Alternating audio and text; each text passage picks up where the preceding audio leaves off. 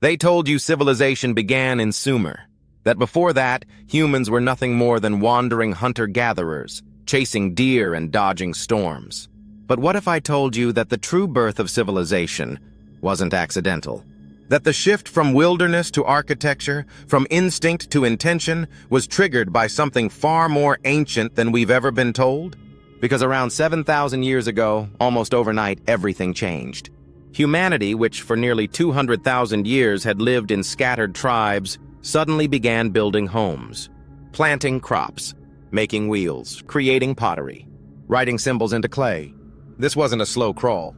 It was an explosion. And here's the secret that history books whisper but never scream. This civilizational leap happened first in very specific places. Places once considered paradises. South Iran, the Halil River Valley, the lost land of Jiroft, the burnt yet eternal city of Shahr-i Sokhta, the fertile crescent of Eridu and ancient Mesopotamia. They weren't just early cities. They were echoes of something older. Because when you look at the myths, Eden in Genesis, Dilmun in Sumer, Ariana Veha in the Avesta, Atlantis in Plato's memory, one theme keeps returning. A divine place, full of wisdom and balance lost due to a fall, then scattered humans rebuilding fragments. But what if Eden was not metaphor but blueprint? Jiroft, buried for thousands of years, holds artifacts so advanced their symbolism is still undeciphered. Clay tablets with proto-writing that doesn't match Sumerian. Inlaid copper bowls made by unknown metallurgists. Geometric patterns that mimic cosmic frequencies.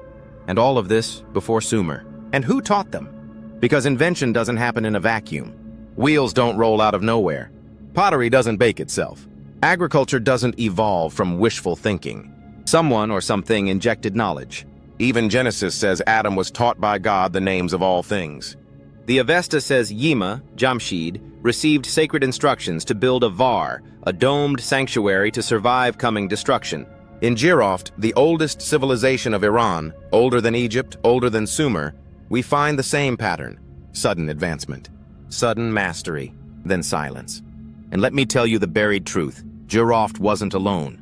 Shahr-i Sokhta had water canals, surgical tools, even glasswork 5,000 years ago.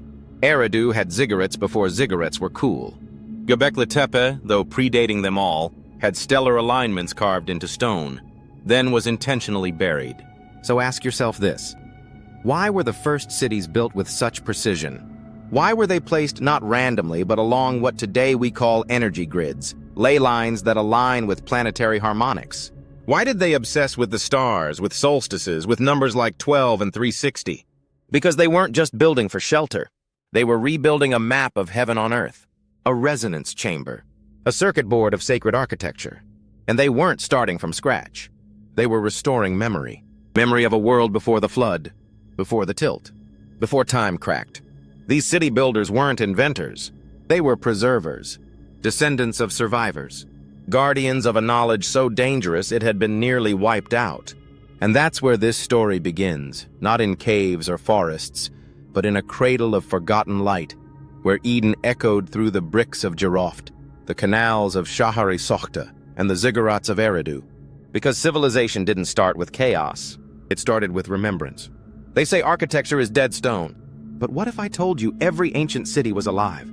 That the walls, the layout, even the symbols etched into brick weren't decoration. They were encryption? You see, after the flood, after the axis shift, memory shattered.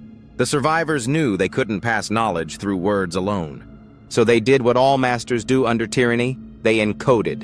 In Jiroft, temples were aligned to the stars, not randomly but precisely, to Sirius, Orion, and the rising of Venus. The same stars worshipped in Egypt. The same stars mapped in Sumer. These weren't aesthetic choices. They were coordinates, celestial clocks. In Shahr-i Sokhta, burned ruins hold clay tablets inscribed not in cuneiform, but in a forgotten script. One never deciphered. Why? Because it wasn't meant for the masses. It was meant for initiates. A script designed to bypass spoken language and resonate with the mind. And look closer at the buildings. Geometric perfection. 3, 4, 5 triangles. Golden ratio spirals. Domes that echo the sky. These weren't tribal huts. They were resonance chambers, tuned to the planet's Schumann frequency. Structures designed not to house bodies, but to awaken souls. But it goes deeper. Myths, too, are blueprints. Eden wasn't just a garden. It was a coded cosmology. 4 rivers? That's the 4 cardinal directions. The tree of life? The energy column in your spine. The serpent? Kundalini force, feared by empires. And the expulsion? Not sin, but the trauma of a species unplugged from source. Atlantis? A warning. The city of concentric rings was an energy conductor. When it abused its power, it was wiped. But pieces of it were saved, disguised as flood legends, temple rituals, and sacred chants. From Egypt to Iran to Mesoamerica. Even the Sumerians said they received their knowledge from the Anuna, the shining ones who came from above. Not gods, but bringers of instruction, watchers of memory. So now ask, why would today's rulers bury this? Why teach you that history began in 3000 BC with kings and taxes? Why call Eden a fairy tale? Because if you remembered, you'd no longer be controllable.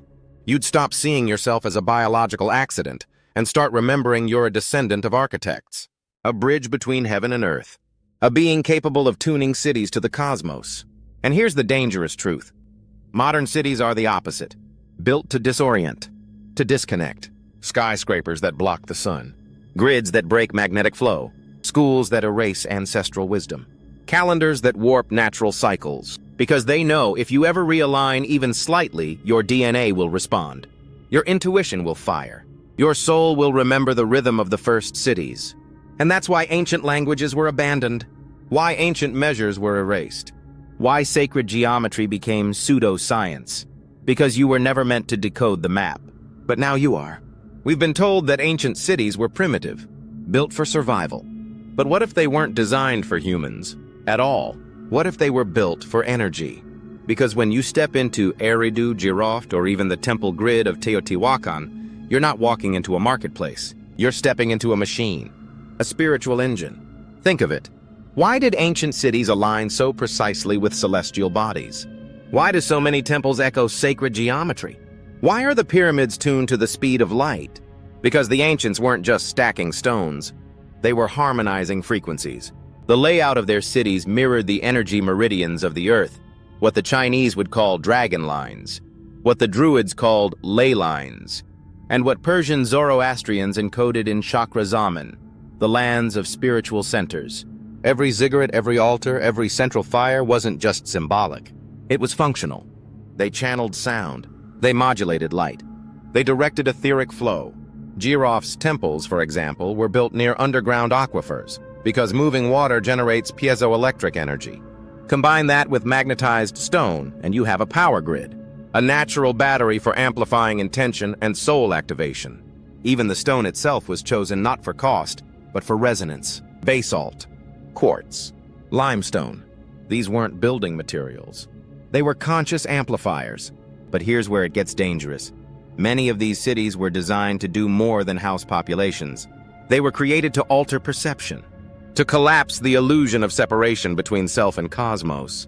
Because when you walk through a perfectly aligned city, when the sun hits the temple at equinox, when sound and vibration echo through golden ratios, you don't just see the divine, you become it.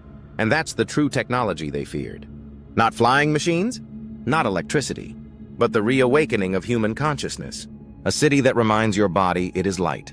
A space that resets your heart to Earth's rhythm. A grid that activates the latent intelligence in your cells, what some call junk DNA, but the ancients called names written in light. This is why the knowledge was buried, why colonizers built cathedrals on top of ancient sites, why city planning became utilitarian and chaotic. Because if you remembered, you could replicate the blueprint. And once you do, your home becomes a sanctuary. Your steps become a ritual. Your life becomes a transmission. They say myths are just stories. But ancient myths weren't meant to entertain. They were maps. Encoded blueprints. Every symbol, every number, every god and gesture was geometry in disguise. Take the Persian Nowruz ritual. Why is the 13th day so feared and yet celebrated? Why does it align with the vernal equinox? Because the ritual isn't random. It's a time lock. The timing activates the Earth's energetic reset point. And Sizdah Bedar, the act of going into nature, wasn't tradition. It was recalibration. Now trace this idea back further. the Babylonian Akitu festival, the Egyptian Osiris resurrection cycle, even the Aztec new fire ceremony. All of them revolve around celestial alignments and geometric movement. They're not commemorations, they're activations. But how? Because these rituals mirror the structure of space-time, spirals, golden ratios, the flower of life. The Sufi whirling dance, for example, isn't just a trance. It's torus dynamics in motion, imitating the way galaxies spin, the way energy flows through the human heart, the way ancient temples channeled power, and when they drew circles in fire. Traced runes on stone, stacked stones in 3-4-5 triangles. They were invoking the same harmonics embedded in the first cities. Even sacred words like Amin, Om, or Hu are not just sounds. They are vibrational keys. Words designed to resonate with the frequency of certain locations, times, and states of consciousness. When repeated in certain temple geometries, these words didn't just echo, they opened portals. Now imagine this. You light a fire during Nowruz. You face a specific direction. You chant a phrase at sunrise. And your brainwave pattern shifts. Not belief, not superstition. Geometry. Your cells remember. Your breath aligns. You unlock the same circuit that once ran through Eridu, Jiroft, Atlantis, because the rituals survived, even if distorted. The myths were cloaked in allegory, but the numbers remained. And those numbers? Still coded into calendars, still hidden in alphabets, still reflected in your body. 13 joints in each hand, 12 ribs per side, 7 chakras up your spine. You are the final temple. You thought this was about ancient cities, lost temples, forgotten myths, but it never was. This was never history. It was a code, a mirror held up to remind you what you really are. Because the truth is, they didn't just build cities. They built reflections, reflections of the cosmos, reflections of divine proportion, reflections of you. Jiroft, Shahr-i Sokhta, Eridu. These weren't just settlements. They were harmonic blueprints of the human body mapped onto the earth. Temples aligned with your organs, courtyards that echoed your breath, rituals that activated your soul circuitry. The ancients weren't just building for shelter. They were sculpting a world that remembered the divine design. And they left it for one reason, so that when time fractured, when the flood erased memory, when rulers rewrote calendars, one day someone like you would wake up and ask, "Why do I feel like I've lived this before? Why does my heart stir at the equinox? Why do ruins feel more alive than the cities we live in?" Because your body still remembers the template. Your DNA still carries the geometry. Your soul still resonates with a frequency you can't name, but crave. And here's the forbidden truth. The real fall wasn't the flood. It wasn't Babel. It wasn't even Eden. The real fall was when you stopped building cities within. When you stopped designing your thoughts, your habits, your life, with the same precision and harmony as the ancients did with stone. You became chaotic, fragmented, out of alignment. But the blueprint never disappeared. It was hidden in ritual. It was preserved in story. It was carved into the bones of the earth and into your body. Every breath you take is a sacred pattern. Every movement a chance to realign with the geometry of source. You don't need ruins to rebuild. You are the temple. Your home is the grid. Your choices are the architecture.